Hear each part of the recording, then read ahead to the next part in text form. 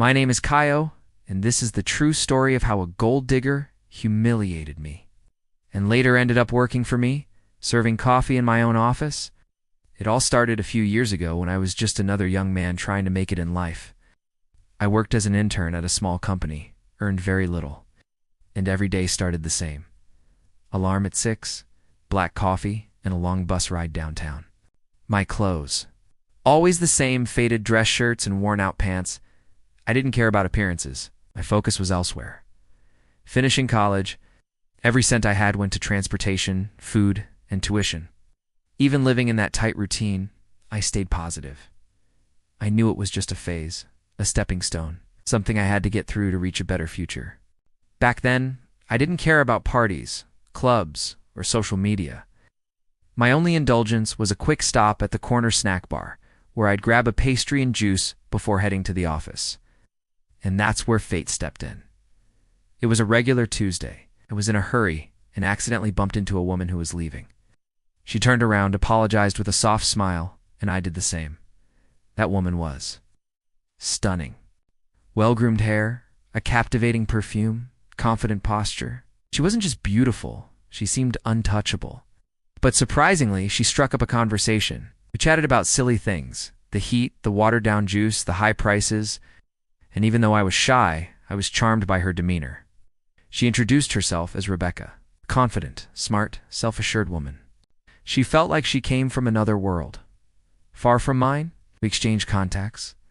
Over the next few weeks, we kept in touch via messages. We laughed at a few things, shared songs, talked about dreams. I started thinking, could she actually be into me, even though I'm just an intern? My heart raced every time a notification popped up. One day, I worked up the courage to ask her out. And to my surprise, she said yes. I was thrilled. I spent what little I had to buy a new shirt, chose a nice restaurant, fancy enough to impress, but still within my budget. I did everything to make that night special, but as soon as she saw me, her smile vanished. Expression turned cold. She looked me up and down with an icy stare and asked bluntly, "Is that your car?" "No. I took the bus." "Oh, that explains it." That phrase hit me like a knife. But I tried to keep things light. I joked around, tried to make conversation, but she just fiddled with her phone, sighed with boredom, and looked around like she was wasting her time. Dinner ended in awkward silence. I paid the bill with a heavy heart. She gave me a cold goodbye and never replied again. I was crushed, not because she rejected me, but because of how she did it. The humiliation. I replayed it for days. The way she changed the moment she realized I didn't own a car, wore simple clothes, was just another regular guy. But sometimes disappointment is exactly what we need to wake up. That moment gave me a fire I didn't know I had.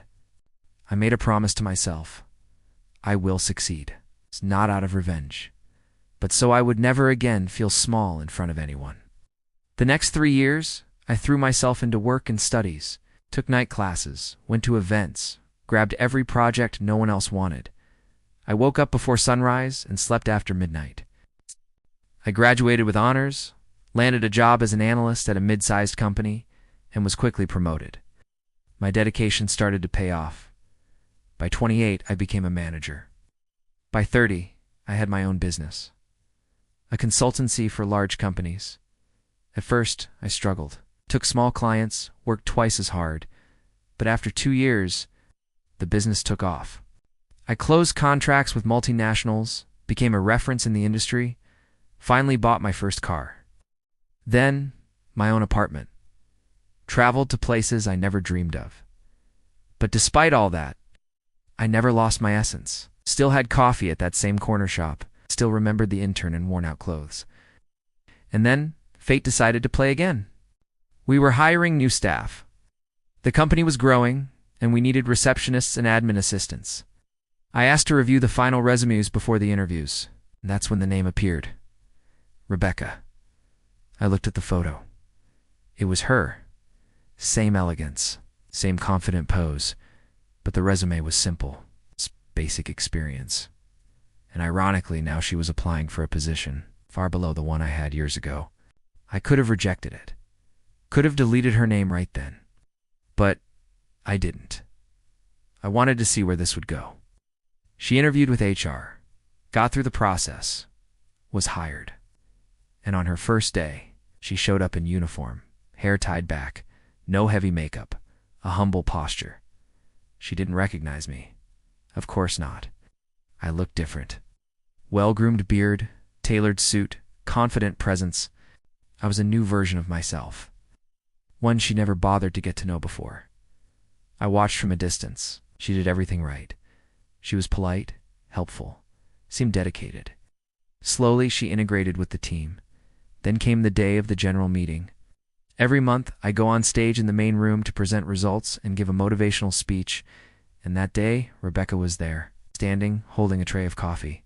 When she saw me walk up, she froze. Wide eyes, lips parted, trembling hands. The tray almost fell. She recognized me. And in that moment, all roles reversed. She, the woman who once looked down on me for taking the bus, was now serving coffee in my office. And me, I just smiled. Before we finish, I want to thank a new team member. Rebecca has been doing excellent work. Thank you for your dedication. Keep it up. She lowered her eyes, whispered a thank you, and hurried out of the room. She couldn't even look at me. I never brought up the past. Never asked for anything.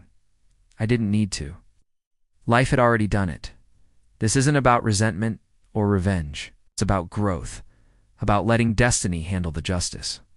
Sometimes the person who disrespects you today might be serving you coffee tomorrow, literally, and not out of punishment, but as a lesson. You never underestimate someone based on appearance, status, or stage of life, because the wheel turns. It turns fast.